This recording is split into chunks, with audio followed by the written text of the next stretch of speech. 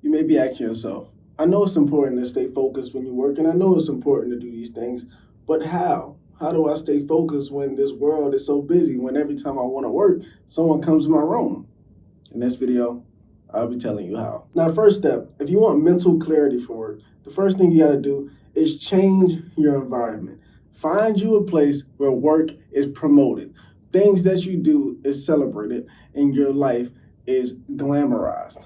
Now, if you can't find that, it's very, very simple. A lot of college students, they go to libraries and things like that to study. And entrepreneurs, when they can't study in their home or find places to work in their home, what they do is they go out and get offices. Many of things you can do. Now, of course, not everybody's in a financial position to go get an office. Not everybody is in a financial position to make it to a library every day. We understand this. But if that is your problem, is the finances that go into improving yourself, focus on getting them finances first. Now, of course, if you're in high school, say if you're 16 years old, you can go get a part-time job at McDonald's, use the money that you're making from McDonald's to go into your travel expenses, to go back and forth from the library. You can go use like Lime scooters, Ubers, things like that, so you can get back and forth from that library and you can more focus on your studies.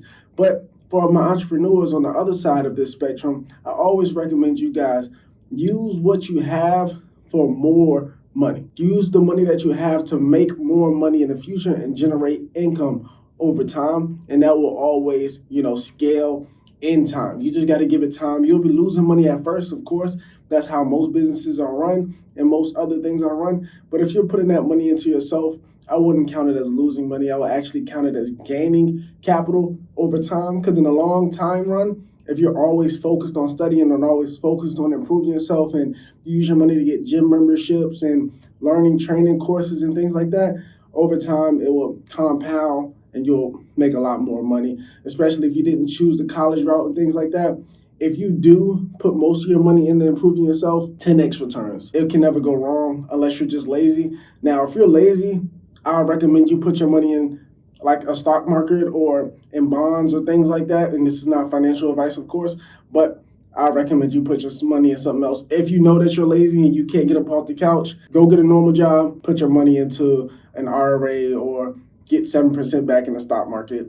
Do something like that so you can live a long, healthy life in the future. The second step is the goal. You have to have mental clarity, and mental clarity is a very, very delicate process. It's very hard to have mental clarity if your mind is all cluttered with different things. Now, a lot of you guys, I'm gonna go for the education and I'm gonna go to the entrepreneurship part. Give me a second. Education. If you're at school, focus on school. If you're an entrepreneur, focus on entrepreneurship. If you're doing both, combine both. But for a lot of you guys, you want to combine outside relationships and your relationship with work and school into one. You got to be able to prioritize different things in the different seasons of your life. That's why you hear a lot of entrepreneurs say they lost relationships and things like that while building their company.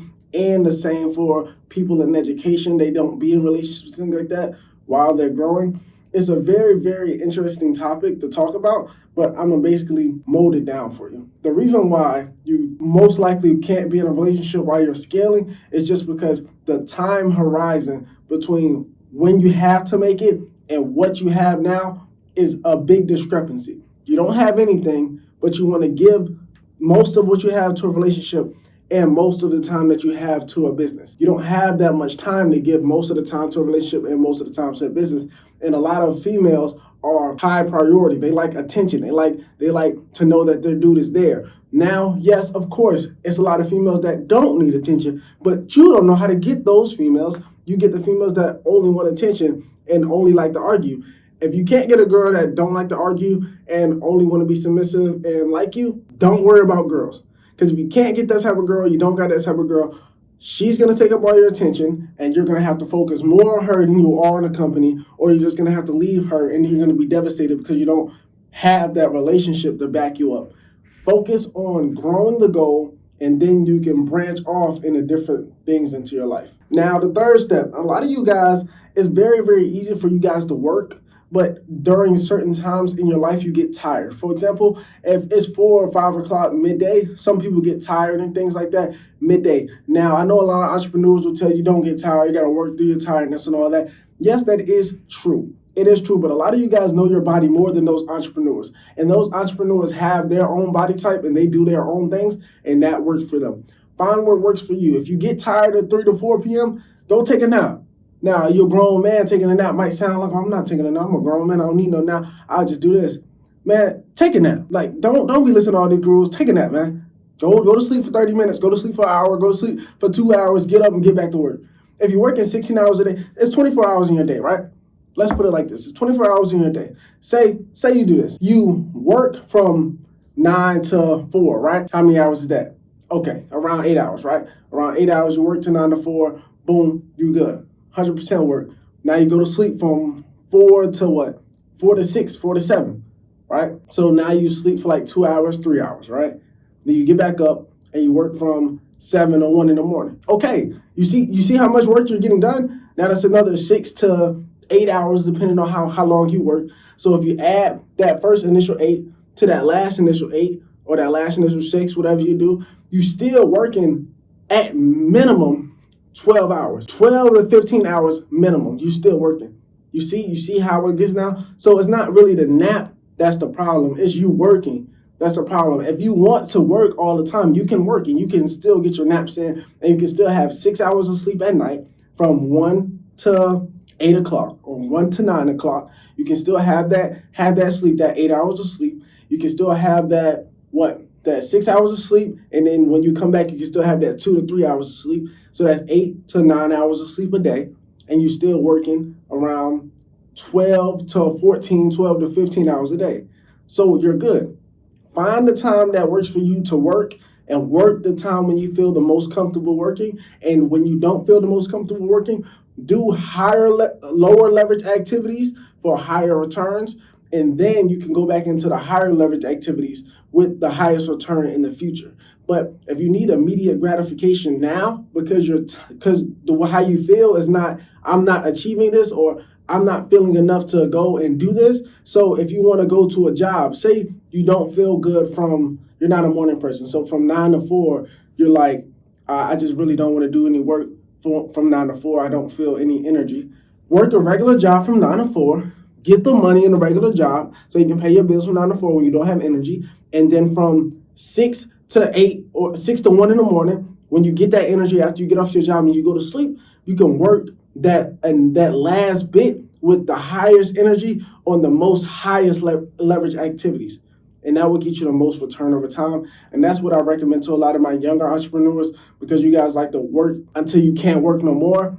Yes, do that, but do it smart. A lot of these older guys, they want to make you believe that they're working all the time. Don't believe it. They're not working all the time. They're working more than you, because you don't work, but they're not working all the time. Focus on what makes you the most happiest and what makes you the most productive and get that done, and you'll beat most of these people out there. Most of the people that you know is not doing anything, so to beat them, you don't have to do much, just a little bit more than them. Now, final step is the fourth step, is for all my entrepreneurs out there. This is the team. You have to focus on your team. Many of you guys out there think that you can do it all by yourself.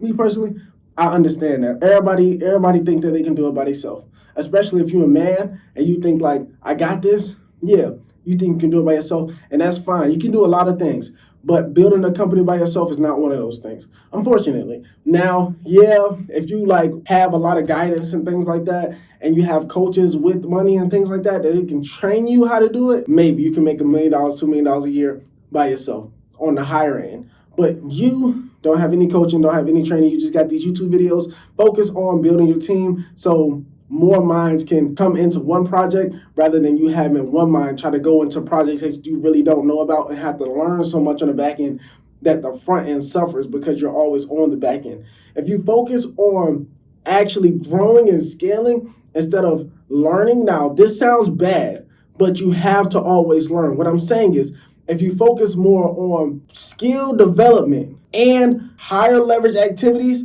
you will scale. But if you always focus on skill development with lower level activities, that will always make you fail.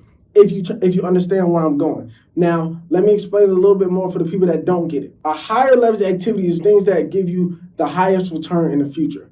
Lower level activities are things that give you the lowest return in the future. Entrepreneurs shall always grow, But most entrepreneurs is not the mastermind of 100 different things. They're the mastermind of one thing, which is building a business and scaling. If you know how to do everything in your business, but you don't know how to build your business, you're not an entrepreneur. You are a private contractor. You are working for your business instead of working on your business. Figure out ways to work on your business while others is working in your business so you guys can work together and scale the company to a different level. Hopefully you guys understood that. It's all about the team. It's all about the people that you build, the relationship that you build around you to make you scale in the long run. You guys, I know you guys can get it. I know you guys are going to figure it out. You keep rocking, keep going.